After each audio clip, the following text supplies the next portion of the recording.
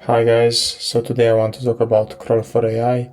It was the number one repository of the day in GitHub trending, and it's just different from all the other crawlers because they usually just grab everything from ads, menus, cookie pop-ups. It's a total chaos. Then your AI or RAG pipeline spends hours cleaning it all up. So Crawl4AI does it differently because it renders full websites but skips the junk and gives you clean structured text that your AI can actually learn from. It's fully open source, it's fast and way smarter than the usual scraping scripts. And I want to show you how it works and what my favorite parts about it are. So I will get started with the adaptive crawler,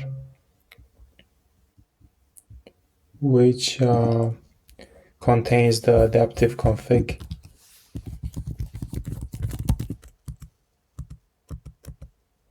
So this class defines the configuration. You can set how confident the crawler should be before stopping and which strategy to use, embedding or heuristic. It's like the crawler's instinct settings. Then we have the adaptive crawler setup.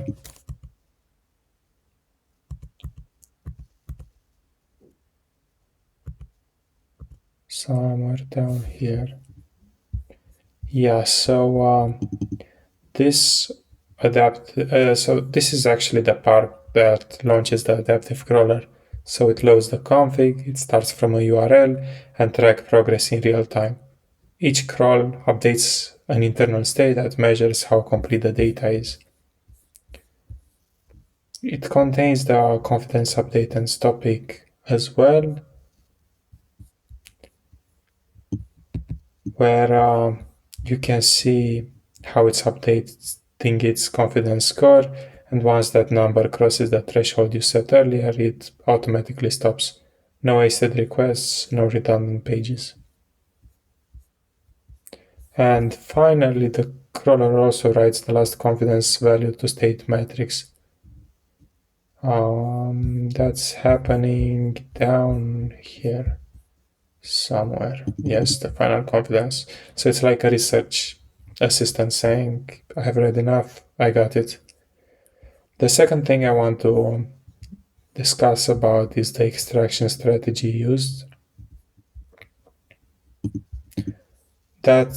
So in this section, it builds the LLM extraction logic.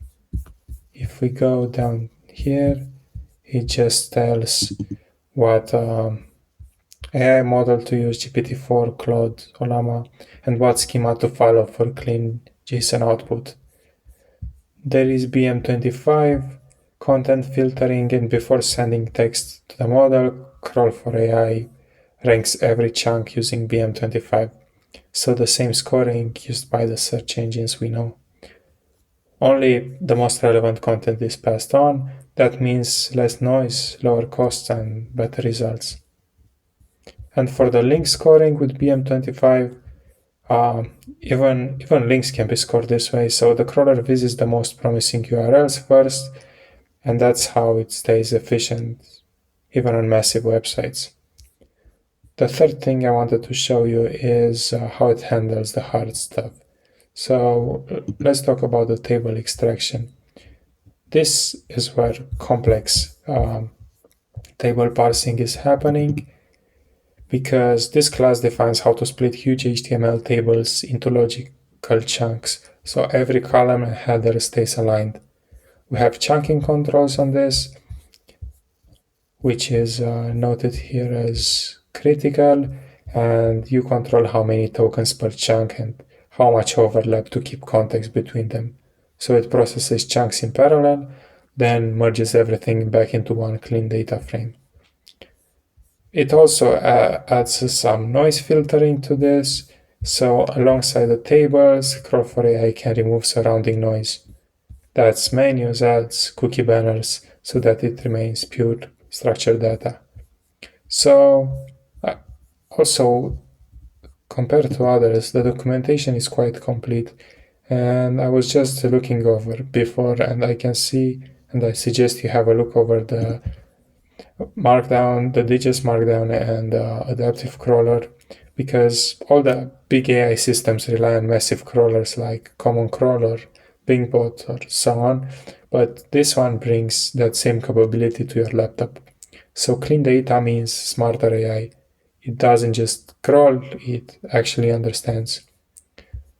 So that's pretty much it that I wanted to cover. So if you're building RAG systems, AI agents, or any data pipeline, this is the tool you will want in your stack.